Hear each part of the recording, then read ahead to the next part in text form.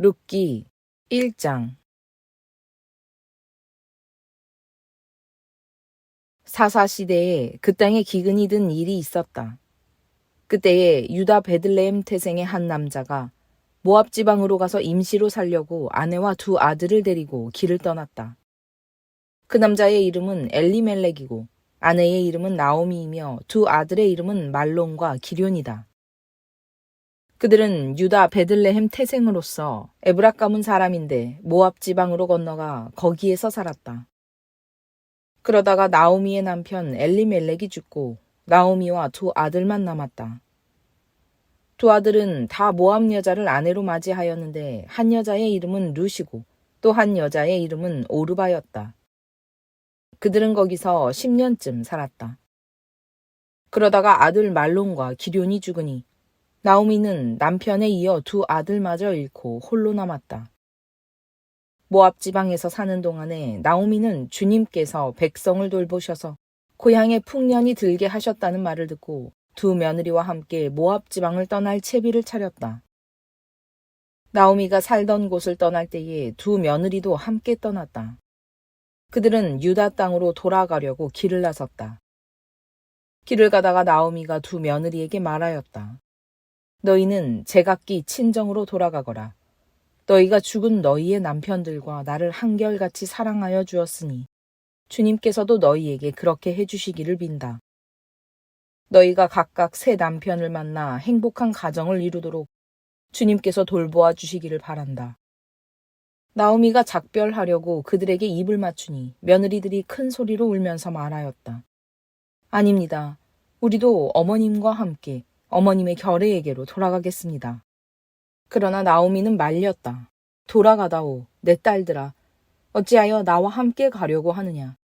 아직 내 뱃속에 아들들이 들어있어서 그것들이 너희 남편이라도 될 수 있다는 말이냐. 돌아가다오, 내 딸들아. 제발 돌아가거라. 재혼을 하기에는 내가 너무 늙었다. 설령 나에게 어떤 희망이 있다거나 오늘 밤 내가 남편을 맞아들여 아들들을 낳게 된다거나 하더라도 너희가 그것들이 클 때까지 기다릴 셈이냐. 그때까지 재혼도 하지 않고 홀로들 지내겠다는 말이냐. 아서라, 내 딸들아, 너희들 처지를 생각하니 내 마음이 너무나 괴롭구나. 주님께서 손으로 나를 치신 것이 분명하다.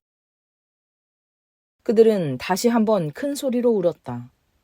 마침내 오르바는 시어머니에게 입맞추면서 작별 인사를 드리고 떠났다. 그러나 룻은 오히려 시어머니 곁에 더 달라붙었다. 그러자 나오미가 다시 타일렀다. 보아라, 내 동서는 저의 결례와 신에게로 돌아갔다. 너도 내 동서의 뒤를 따라 돌아가거라. 그러자 룻이 대답하였다. 나더러 어머니 곁을 떠나라거나 어머님을 뒤따르지 말고 돌아가라고는 강요하지 마십시오. 어머님이 가시는 곳에 나도 가고 어머님이 머무르시는 곳에 나도 머무르겠습니다. 어머님의 결례가 내 결례이고 어머님의 하나님이 내 하나님입니다. 어머님이 숨을 거두시는 곳에서 나도 죽고 그곳에 나도 묻히겠습니다.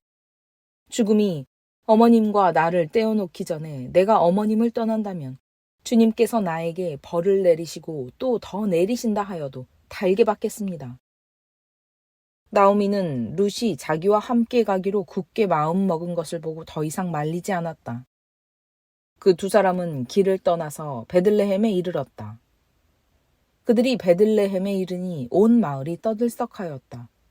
아낙네들이 이게 정말 나오미인가 하고 말하였다. 나오미가 그들에게 대답하였다. 나를 나오미라고 부르지들 마십시오. 전능하신 분께서 나를 몹시도 괴롭게 하셨으니 이제는 나를 마라라고 부르십시오. 나는 가득 찬 채로 이곳을 떠났습니다. 그러나 주님께서는 나를 텅 비어서 돌아오게 하셨습니다.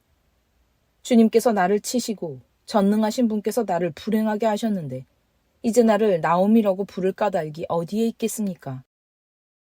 이렇게 하여 나오미는 모압 여인인 며느리 룻과 함께 모압 지방에서 돌아왔다. 그들이 베들레헴에 이르렀을 때는 보리를 거두기 시작할 무렵이었다.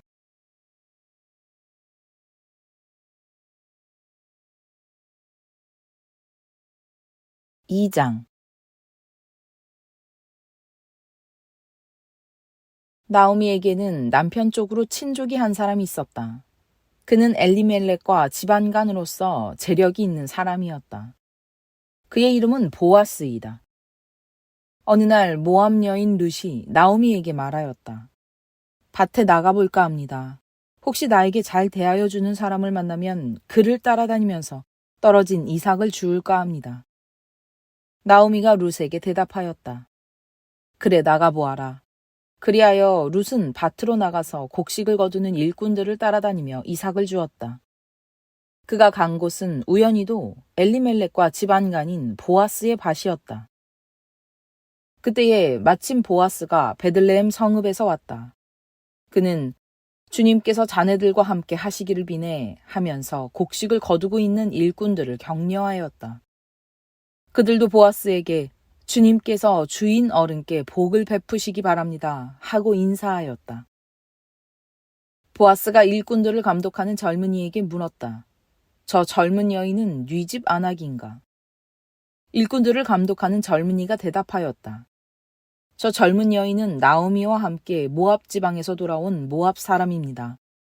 일꾼들의 뒤를 따라다니면서 곡식단 사이에서 떨어진 이삭을 줍도록 허락해달라고 하더니 아침부터 와서 지금까지 저렇게 서 있습니다.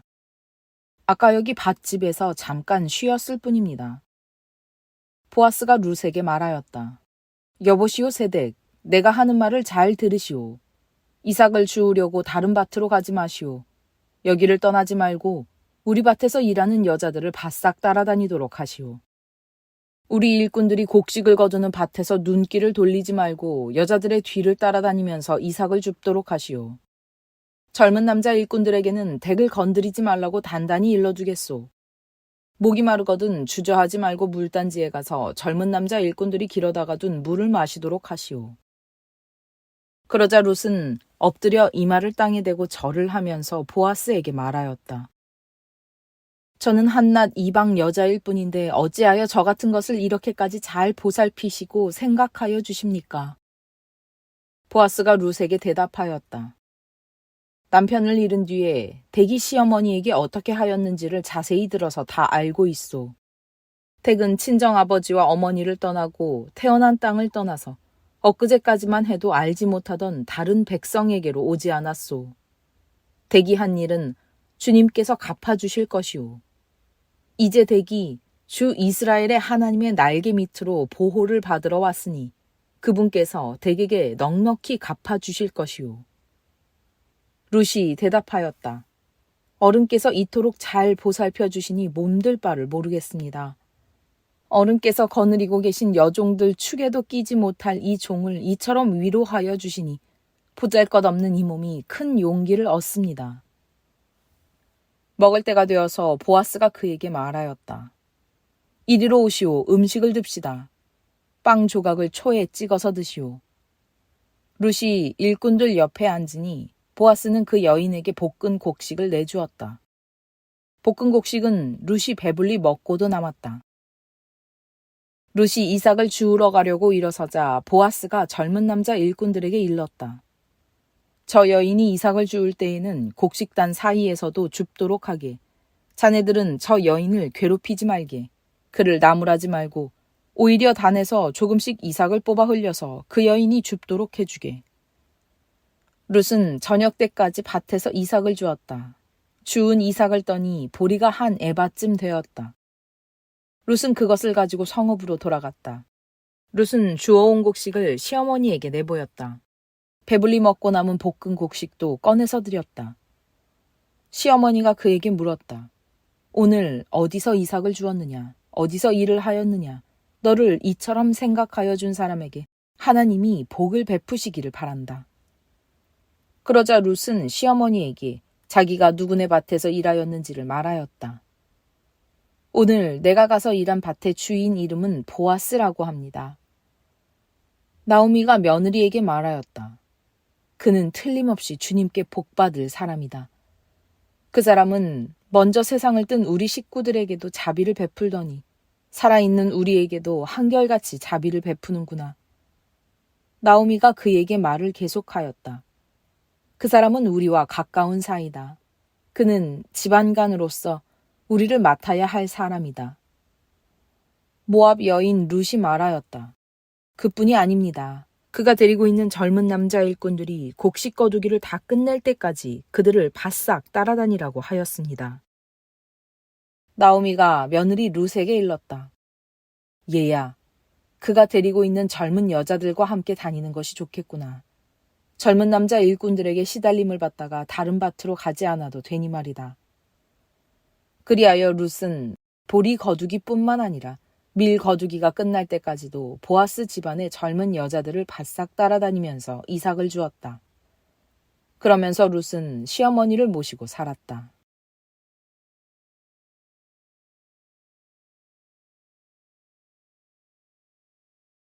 3장. 시어머니 나오미가 룻에게 말하였다. 얘야, 내가 행복하게 살 만한 안락한 가정을 내가 찾아보아야 하겠다. 생각하여 보렴. 우리의 친족 가운데에 보아스라는 사람이 있지 아니하냐. 내가 요즘 그 집 여자들과 함께 일하고 있다. 잘 들어보아라. 오늘 밤에 그가 타작마당에서 보리를 까부를 것이다. 너는 목욕을 하고 향수를 바르고 고운 옷으로 몸을 단장하고서 타작마당으로 내려가거라. 그 사람이 먹고 마시기를 마칠 때까지 너는 그가 눈치채지 못하도록 조심하여야 한다. 그가 잠자리에 들 때에 너는 그가 눕는 자리를 잘 보아두었다가 다가가서 그의 발치를 들치고 누워라.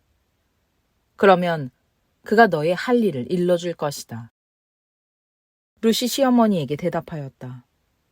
어머님께서 일러주신 대로 다 하겠습니다. 그는 타작마당으로 내려가서 시어머니가 시킨 대로 다 하였다. 보아스는 실컷 먹고 마시고 나서 흡족한 마음으로 낫가리 곁으로 가서 누웠다. 룻이 살그머니 다가가서 보아스의 발치를 들치고 누웠다. 한밤중이 되었을 때에 보아스는 으시시 떨면서 돌아눕다가 웬 여인이 자기 발치께 누워있는 것을 보고 깜짝 놀라면서 누구요? 하고 물었다. 룻이 대답하였다. 어른의 종 룻입니다. 어른의 품에 이 종을 안아주십시오. 어른이야말로 집안 어른으로서 저를 맡아야 할 뿐이십니다. 보아스가 룻에게 말하였다. 이봐요 룻. 그대는 주님께 복받을 여인이요. 가난하든 부유하든 젊은 남자를 따라감직한데 그렇게 하지 않으니 지금 그대가 보여준 갸륵한 마음씨는 이제까지 보여준 것보다 더욱더 값진 것이오. 이제부터는 걱정하지 마시오 룻. 그대가 바라는 것이라면 무엇이든지 다 들어주겠소. 그대가 정숙한 여인이라는 것은 온 마을 사람들이 다 알고 있소.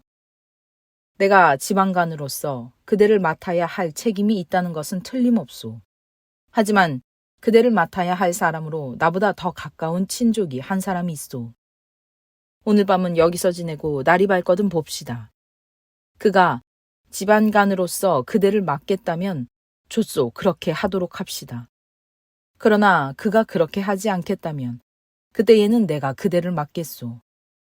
이것은 내가 살아계신 주님을 두고 맹세하는 것이오. 아침까지 여기 누워 있으시오. 룻은 새벽녘까지 그의 발치에 누워 있다가 서로 얼굴을 알아보기 어려운 이른 새벽에 일어났다.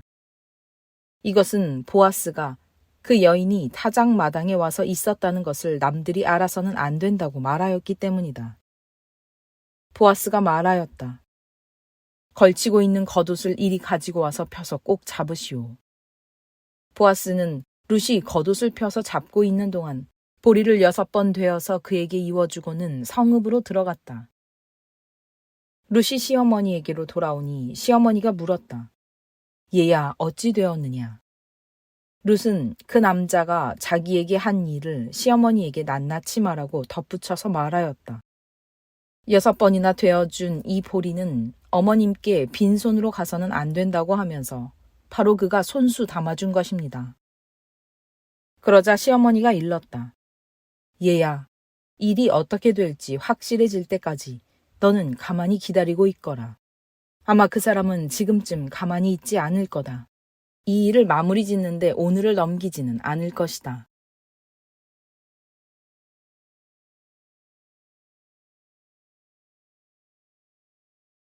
4장. 보아스가 성문 위 회관으로 올라가서 앉아 있는데 그가 말하던 집안 간으로서의 책임을 져야 할 바로 그 사람이 마침 지나가고 있었다. 보아스가 그에게 여보시오, 이리로 좀 올라와서 앉으시오 하고 말하였다. 그러자 그가 올라와서 앉았다. 보아스는 성읍 원로 10사람을 청하여 그 자리에 함께 앉도록 하였다. 그 사람들이 모두 자리에 와서 앉자 보아스가 집안간으로서 책임을 져야 할 사람에게 말하였다. 모압 지방에서 돌아온 나오미가 우리의 친족 엘리멜렉이 가지고 있는 밭을 팔려고 내놓았소. 나는 이 사실을 분명히 알려드리오. 여기 앉아 계시는 분들과 우리 마을 어른들께서 보시는 앞에서 나는 당신이 그 밭을 사라고 말씀드리오. 당신이 지방간으로서의 책임을 지겠다면 그렇게 하시오. 그러나 지방간으로서의 책임을 지지 않겠다면 그렇게 하지 않겠다고 분명히 말하여 주시오. 당신이 지방간으로서의 책임이 있는 첫째 사람이오. 나는 그 다음이오. 그러자 그가 대답하였다. 내가 지방간으로서의 책임을 지겠소. 보아스가 다시 말하였다. 그렇다면 나오미의 손에서 그 밭을 사는 날로 고인의 아내인 모압 여인 룻도 아내로 맞아들여야 하오. 그렇게 하여야만 그가 물려받은 그 유산이 고인의 이름으로 남게 될 것이오. 그러자 지방간으로서의 책임이 있는 그 사람이 말하였다. 그런 조건이라면 나는 지방간으로서의 책임을 질 수 없소. 잘못하다가는 내 재산만 축나겠소. 나는 그 책임을 질 수 없으니 당신이 내가 져야 할 지방간으로서의 책임을 지시오. 옛적의 이스라엘에는 유산 매매나 물물 교환과 같은 일을 법적으로 분명히 할 때에는 한쪽 사람이 다른 한쪽 사람에게 자기의 신을 벗어서 주는 관습이 있었다. 이스라엘에서는 이렇게 함으로써 일이 확정된다는 증거를 삼았다. 지방간으로서의 책임이 있는 그 사람이 보아스에게 당신이 사시오 하면서 자기의 신을 벗어주었다. 그러자 보아스가 원로들과 온 마을 사람들에게 선언하였다. 여러분은 오늘 이 일의 증인입니다. 나는 엘리멜렉이 가지고 있던 모든 것과 기럯과 말론이 가지고 있던 모든 것을 나오미의 손에서 사겠습니다. 나는 말론의 아내인 모압 여인 룻도 아내로 맞아들여서 그 유산이 고인의 이름으로 남아있도록 하겠습니다. 그렇게 하여 고인의 이름이 그의 고향 마을에서도 끊어지지 않고 친족들 사이에서도 끊어지지 않도록 하겠습니다. 여러분은 오늘 이 일의 증인입니다. 그러자 성문 위 회관에 모인 온 마을 사람들과 원로들이 대답하였다. 우리가 증인입니다. 주님께서 그대의 집안으로 들어가는 그 여인을 이스라엘 집안을 일으킨 두 여인, 곧 라헬과 레아처럼 되게 해주시기를 빕니다. 에브랏 가문에서 그대가 번성하고 또한 베들레헴에서 이름을 떨치기를 빕니다. 주님께서 그 젊은 부인을 통하여 그대에게 자손을 주셔서 그대의 집안이 다말과 유다 사이에서 태어난 아들 베레스의 집안처럼 되게 하시기를 빕니다. 보아스는 룻을 아내로 맞이하였다. 그 여인이 자기 아내가 되자 그는 그 여인과 동침하였다. 주님께서 그 여인을 보살피시니 그가 임신하여 아들을 낳았다. 그러자 이웃 여인들이 나오미에게 말하였다. 주님께 찬양을 드립니다. 주님께서는 오늘 이 집에 자손을 주셔서 대가 끊어지지 않게 하셨습니다. 그의 이름이 이스라엘에서 늘 길이어지기를 바랍니다. 시어머니를 사랑하는 며느리, 아들 7보다도 더 나은 며느리가 아기를 낳아주었으니 그 아기가 그대에게 생기를 되찾아 줄 것이며 늙음하게 그대를 돌보아 줄 것입니다. 나오미가 그 아기를 받아 자기 품에 안고 어머니 노릇을 하였다. 이웃 여인들이 그 아기에게 이름을 지어주면서 나오미가 아들을 보았다 하고 환호하였다. 그들은 그 아기의 이름을 오벳이라고 하였다. 그가 바로 이새의 아버지요 다윗의 할아버지이다. 다음은 베레스의 계보이다. 베레스는 헤스론을 낳고 헤스론은 람을 낳고 람은 암미나답을 낳고 암미나답은 나손을 낳고 나손은 살몬을 낳고 살몬은 보아스를 낳고 보아스는 오벳을 낳고 오벳은 이새를 낳고 이새는 다윗을 낳았다.